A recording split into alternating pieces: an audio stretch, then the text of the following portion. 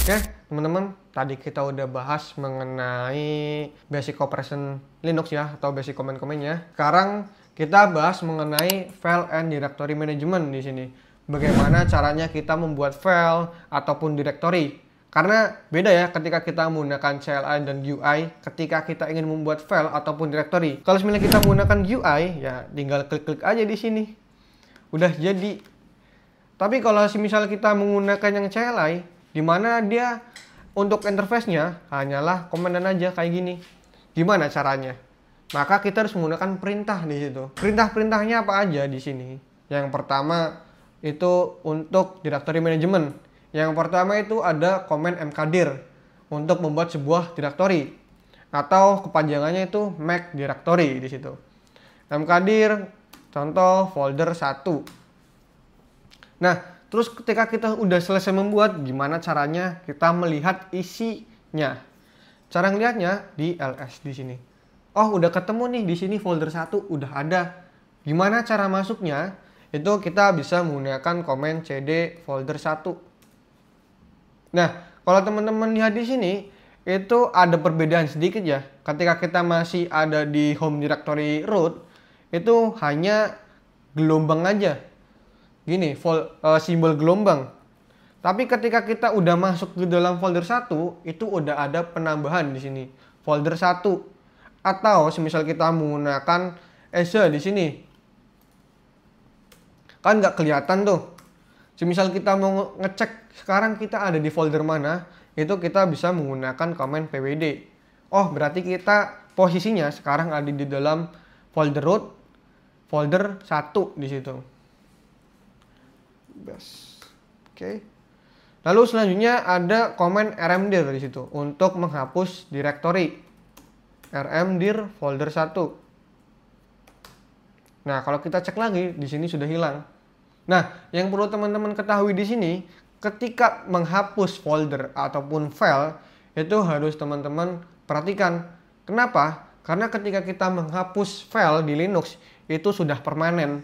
Berbeda ketika kita menggunakan Windows, mungkin ada trash-nya di situ, ada tempat sampahnya yang bisa kita restore. Nah, kalau di Linux itu nggak ada. Jadi bener-bener kalau udah dihapus, ya hilang di situ. Makanya harus hati-hati. Nah, selanjutnya ada file management. Nah, kalau teman-teman lihat di sini ada potret kakek-kakek di situ ya, kakek-kakek Squid Game, di mana ini adalah ekspresi ketika tidak sengaja sudah execute command rm-rf slash, di mana dia ada di slash di sini. Dia akan menghapus seluruh folder dan sistem yang ada di Linux kita. Karena kalau kita lihat di sini untuk file hierarkinya itu kan paling tinggi ada slash ya, dan di dalamnya itu ada seluruh sistem dan foldernya. Kalau misalnya kita hapus slashnya, itu maka akan hilang semua, atau bisa dibilang server kita sudah rusak, harus booting ulang di situ atau install ulang. Nah, makanya kalau ada data-data penting pasti akan ikut hilang juga di situ. Nah, untuk file management yang pertama nih, tadi kalau misalnya kita untuk membuat folder adalah mkdir, sekarang untuk membuat file itu kita bisa menggunakan command touch file 1.txt contoh. Nah, kalau misalnya kita untuk melihat isi kontennya, itu kita bisa menggunakan command cat file 1. Nah, kosong. Karena memang ketika kita membuat file tersebut hanya kosongan aja, nggak ada isinya. Lalu gimana caranya agar ketika kita membuat file, itu udah ada isi kontennya? Itu bisa menggunakan command echo, vim, v, ataupun nano. Sama aja sebenarnya. Bedanya ya hanya beda software aja. Kayak Notepad, VS Code, ataupun yang lainnya. Tapi sebenarnya sama di situ. Sama-sama untuk membuat file. Kalau misalnya kita coba di sini, katakanlah vim file 2.txt. Contoh saya di sini akan membuat len 20, di mana 1 sampai 20 ya. 1, 2, 3, 4, 5, 6, 10, 11, 12, 13, 14, 15, 16, 17, 18, 19, 20 di sini. Terus kita save. Kalau kita cek udah ada tuh. Dan kalau kita lihat isinya, itu juga udah ada kontennya, dimana ada 20 line dari 1 sampai 20 di situ. Nah, lalu gimana sih caranya? Semisal saya mau lihat baris awalnya aja mas, 10 baris awal. Saya nggak pengen ngelihat di bawahnya, karena yang hanya diperlukan informasinya itu di 10 baris awal aja.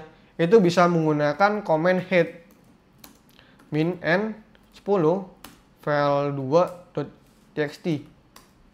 Nah, maka yang akan ditampilkan adalah isi baris ke-1 sampai baris ke-10 awal. Kalau semisal saya hanya ingin melihat 10 baris terakhir aja, karena memang untuk lognya yang penting di situ. Karena mungkin kita sedang melihat log sistem kita dan hanya 10 file aja yang terakhir yang penting di situ. Teman-teman bisa menggunakan komen tail min n 10 file2.txt. Maka yang hanya ditampilkan hanyalah 10 baris terakhir. Di atasnya nggak akan ditampilkan di situ. Nah, lalu selanjutnya ada komen rm, di mana ini untuk menghapus file. Nah, kita coba komen copy dulu atau cp di sini, cp file2.txt ke file3.txt. Kita akan nge-copy file 2 ke file 3. Kalau misalnya kita cek di sini kontennya itu harusnya juga sama. Karena ini adalah hasil kopian dari file 2. Nah, untuk menghapusnya bisa menggunakan komen rm file3.txt. Lalu terakhir ada komen mv atau move. Itu bisa digunakan untuk rename nama atau rename ataupun memindahkan. Semisal kita punya 2 folder di sini. Folder 1 sama folder 2. Dan saya mau memindahkan file 2 ke dalam folder 1. Gimana caranya? Caranya itu menggunakan command nv file 2, lalu kita arahkan destinasinya itu mau kemana tujuannya. Contoh folder 1. Nah, kalau kita cek di folder 1 itu udah ada nih di sini file2.txt.